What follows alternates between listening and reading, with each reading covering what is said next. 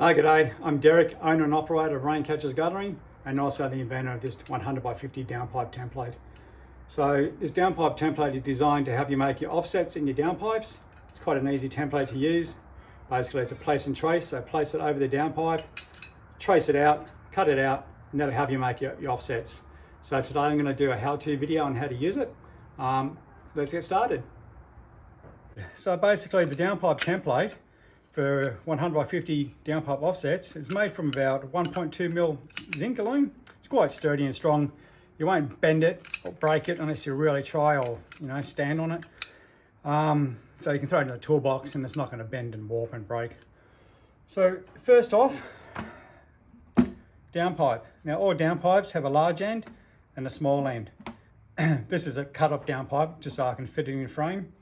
The downpipes always have a taper to it, so it'll taper from the large end down to a small end. So the large end obviously goes over the pop or the nozzle coming out of the gutter, the small end at the bottom, and then you can slide on another downpipe onto the bottom of that. So from the large end, on the smooth side first, you want to mark about 170, 180mm down for your first part of the offset. So let's measure down about 170mm. We'll make a mark, doesn't have to be exact. What I'm going to do is put another mark on this side so you guys can see, because only one mark is normally okay. So I'm just going to line that up just so I make it nice and square. So you guys can see when I flip it over in the camera. Okay, so there's our mark. So with the downpipe template, you want to use the flat side facing the direction of flow. So if the water is flowing from this direction, the flat side of the template will face that same direction. So you want to slide the downpipe over the slide the template over the downpipe, line it up with your mark, and give it a little bit of a squeeze to make sure everything's nice and square. So you just want to trace the outside of it, just like so. I'm using a texture or a marker so you guys can see, but normally I use a pen because pens work really well on plastic, but I don't know how well it's going to turn up on the camera. So with the marker, just make sure when you cut it out, just cut on the inside of the texture mark. So there's our trace of our template. Okay, so next we want to do is cut this out. So I usually find a hammer and chisel works the best to cut these out. You want to start on the side of the downpipe, bit of strength there, sort of straight in the middle, and give it a bit of a couple of hits. Open it up a little bit so you can get your snips in there. To do this, you're going to need your left and right snips, or green and reds, depending on what you're used to. Normally I'll just start with the greens, and you just want to start just by doing some small cuts around it up to the seam, because with the seam here, it's a little bit harder to cut through. So just open it up a little bit and work your way around the cuts.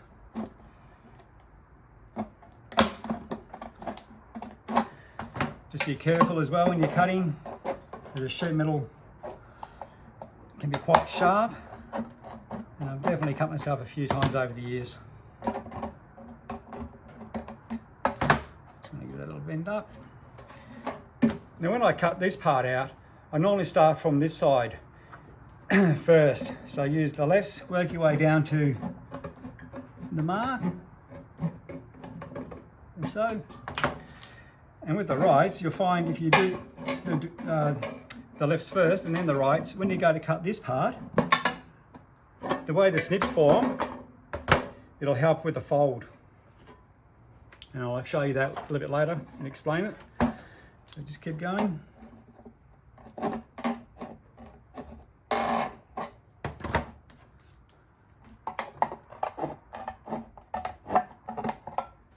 This bit's a bit hard with your fingers, so I usually use a pair of pliers and just bend it up like so.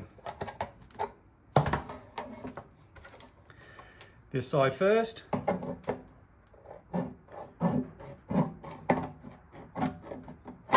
The end.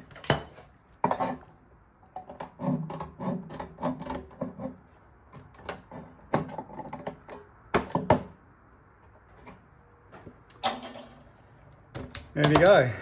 So now that's been cut out, just give those little flaps a little squeeze. And as you see, nice and tight and smooth. So when I was saying before with the snips, when you cut this part out last, it actually helps bend that flap in a little bit. So when you fold it, it won't go on the outside, it goes on the inside of the downpipe, like so. Okay, next is you want to work out this distance. Now this distance is basically dependent on the individual house. So between the back of the gutter and the pop and the wall is that distance you need to work out. So here, normally they're about 400, 450 mil wide eaves. Plus you want to allow for the pop, which is cut into the back of the gutter. Normally they're about 10 or 12 mil. So we want to measure down the distance from the brick wall to the front of the fascia plus the pop. So for instance, if the fascia was 400 mil, the front of the fascia to the brick wall, and the pop's about 10, you want to add another couple of mil, so about 12, so make about 412, and you want to make that mark on the back of the downpipe, the part where the seam is. And you want to do a mark on the side there, like we did before. Only one mark, but I'll use my square just to line it up so I can put a mark on this side, so you guys can see when I flip it over. Now this part of the downpipe I don't usually bend up until I do the end. So start putting it together, make some room here.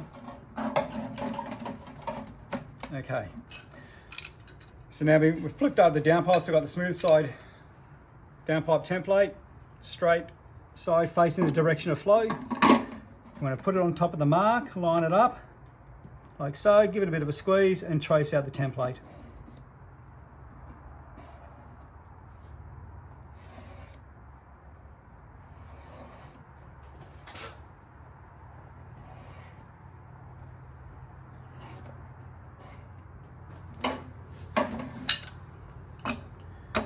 And there we go, there's your mark.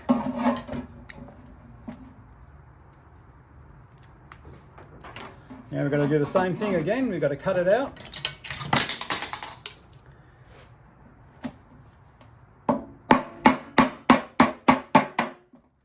open up a little bit so you can get your snips in there.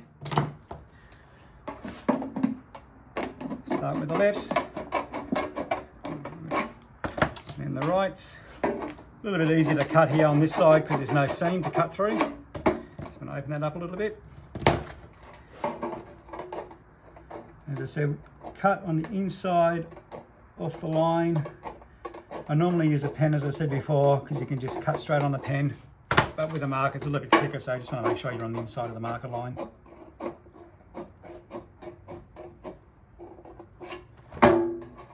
Fold that up so you can keep cutting.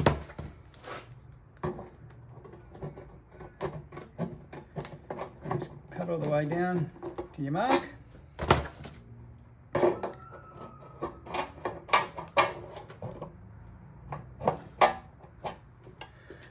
Now this mark will just vary a little bit because manufacturers make downpipes a little bit skinnier, a little bit thicker, you know, not by much, by about, you know, 5 mil, so depending on the manufacturer.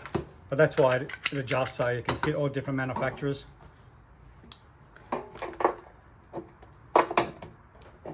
Keep going, keep cutting.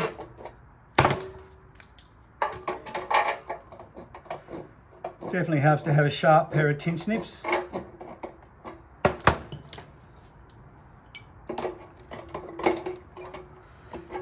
Try and stay away from the cheap brands, they don't cut very well. So usually, like any tool, you pay for what you get.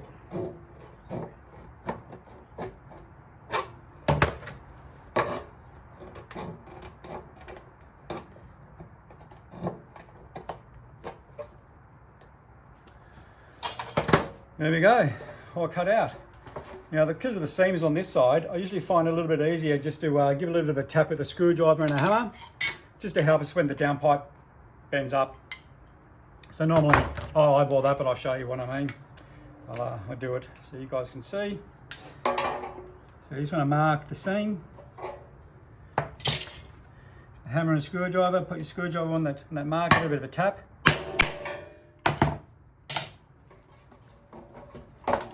Now when you basically have a colourblind downpipe, they're all coated in plastic. So next is to take the plastic off so you can start making up the offset. Okay, so Stanley knife usually works the best. Just slide along.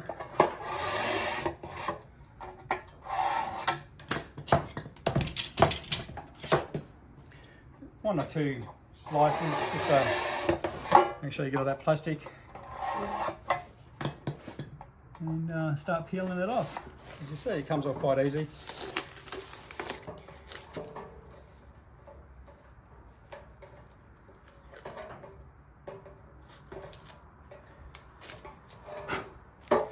Okay, first is the top part, so you just want to squeeze those flaps together, make sure that they bend on the inside of the downpipe.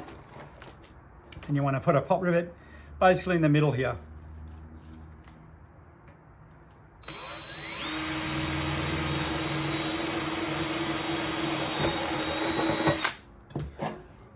Make sure you blow the swarf out of the downpipe, unless we don't want it to start rusting up.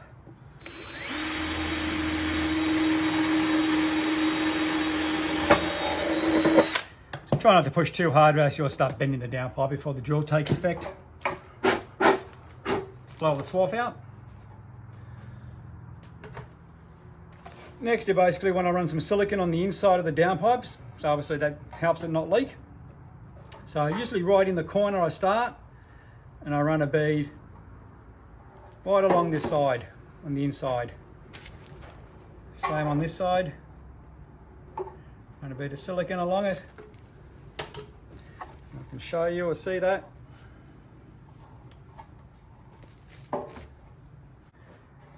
Okay, next you want to pop rivet it together. I usually use the same colour rivets as the downpipe. Just makes it look nice and neat and professional. So you just want to give it a bit of a squeeze.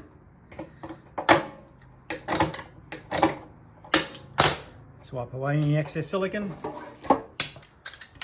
One on the other side.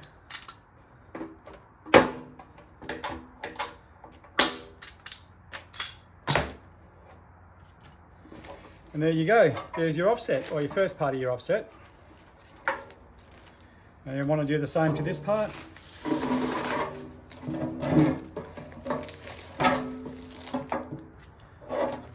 Now just grab the side of the flaps just to make sure they go on the inside of the downpipe.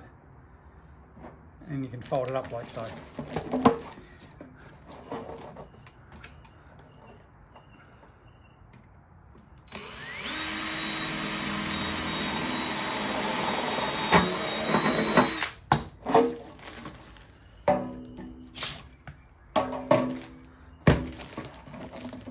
Squeeze. Normally I'm doing this on the ground, so I use my knees and give a bit more leverage, but on the table it's a bit different.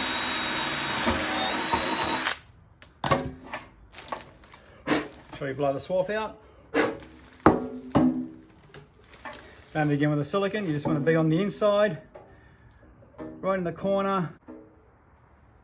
So okay, we're going to run our silicone all the way on the side of the downpipe up to the top. And the other side as well, right in the corner you want to go, straight up the side, just like that. Once again, a couple of pop rivets.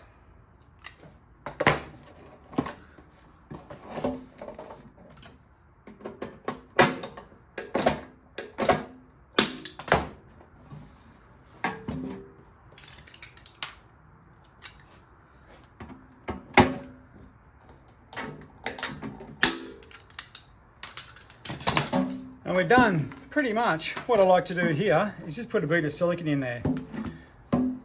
Just it helps prevent any leaking, neatens it up, and after a while, some downpipes, if you look at it after a few years, it'll start looking a bit cruddy along here for some reason as the water drips along and hits here and drops off from, you know, just general weather and rain and wind. Just a bit of silicone there, just a bead, just to neaten it up. And there we go, we're all finished. As, I don't know if you can see in the video, but there is the template, gives you the fall in the downpipe as well, so the water flows nicely. Any questions that you have for me, there'll be a link at the bottom of this YouTube video. ask anything you like.